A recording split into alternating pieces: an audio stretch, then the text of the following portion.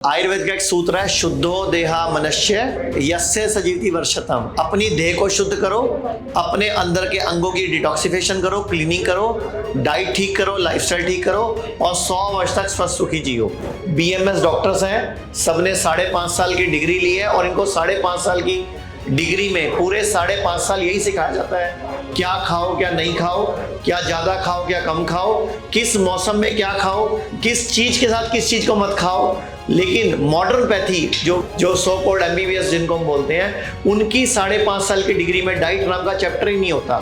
Clear वर्णित है आयुर्वेद में कि दूध का विकृत रूप नहीं खाना। तो मुझे बताओ, किसी एक डॉक्टर का स्टेटमेंट आया कि पनीर जहर है मत खाओ, दूध वाली चाय जहर है मत लो। तो हम लोग सब डाइट के ऊपर काम करते हैं और हम लोग सब प्रैक्टिकल कर रहे हैं। ये सारे जो पेशेंट हैं, ये सब डाइट ठीक करके ठीक हुए हैं।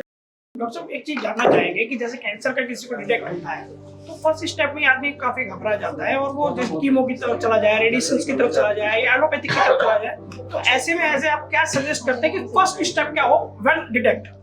पहली बात तो पहला स्टेप तो ये कि जाओ ही मत डिटेक्ट करने के लिए, क्योंकि डिटेक्ट करने की कोशिश ही कैंसर बनाएगा। डिटेक्ट करने के लिए बायोप्सी करेगा, बायोप्सी से कैंसर बन जाता है। बाई चांस अगर किसको डिटेक्ट हो गया, आयुर्वेद का एक सूत्र है, शुद्धो देहा मनुष्य यस्य सजीवति वर्षतम। अपनी देह को शुद्ध करो, अपने अंदर के अंगों की डिटॉक्सिफिकेशन करो, क्लीनिंग करो, डाइट ठीक करो, लाइफस्टाइल ठीक करो और 100 वर्ष तक स्वस्थ सुखी जियो। ये आयुर्वेद का सूत्र है। जिस पद्धति की आप बात कर रहे हैं कि डाइट ठीक करो, लाइफस्टाइल ठीक करो, क्या उससे बड़ी से बड़ी गंभीर बीमारियां खत्म? ये मेरे पीछे पूरी लाइन खड़ी है, ये सब बीएमएस डॉक्टर्स हैं, सबने 5.5 साल की डिग्री ली है और इनको 5.5 साल की डिग्री में पूरे 5.5 साल यही सिखाया जाता है, क्या खाओ क्या नहीं खाओ, क्या ज्यादा खाओ क्या कम खाओ, किस मौसम में क्या खाओ, किस चीज के साथ किस चीज को मत खाओ। लेकिन मॉडर्न पैथी जो विशेषज्ञ डॉक्टर्स जिनको बोलते हैं हम, जो सो कॉल्ड एमबीबीएस जिनको हम बोलते हैं, उनकी 5.5 साल की डिग्री में डाइट नाम का चैप्टर ही नहीं होता।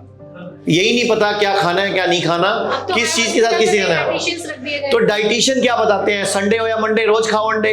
हम कहते हैं संडे हो या मंडे कभी नहीं खाने अंडे।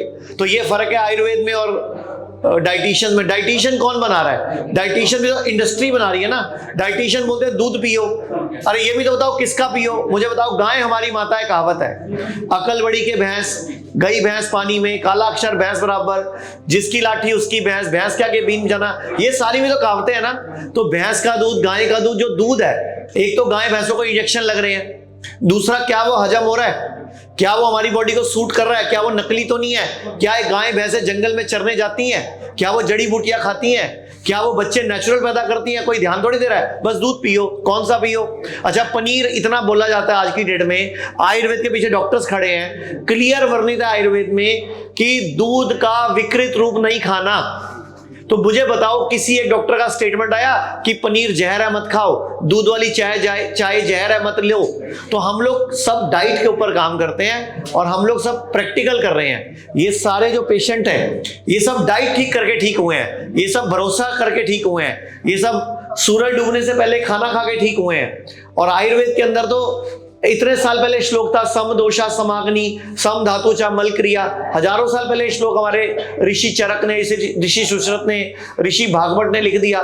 तो हमारे जो ऋषि मुनि थे वो सब बता के गए हैं। और 2016 में जो नोबेल प्राइज स्टडी हुआ, जो ऑटोफेजी के लिए योशिरो युसुमी को नोबेल प्राइज मिला, लंदन परम औषधम, तो पहले आयुर्वेद बोल रहा था, बाद में योशिरो युसुमी को 2016 में नोबेल प्राइज दे रहे हैं, जबकि वो सूत्र आयुर्वेद का है। तो आयुर्वेद नेचुरोपैथी में ही जीवन है। हाँ, अगर आपको सड़क पे चोट लग जाती है, आप गिर जाते हो, आपकी टांग कट जाती है, आपको एक्सीडेंट हो जाता है, तो जाओ एलोपैथी में सर्जरी कराओ, क्योंकि उस टाइम तो उसकी जरूरत है। लेकिन आपको अगर मैनेजमेंट करना है, कोई दवाई अगर हराना है आपको बीमारी को, तो आपको डाइट ठीक करना पड़ेगा, अपना लाइफस्टाइल ठीक करना पड़ेगा, बीमारी की जड़ पर काम करना पड़ेगा, जड़ से खत्म करना पड़ेगा।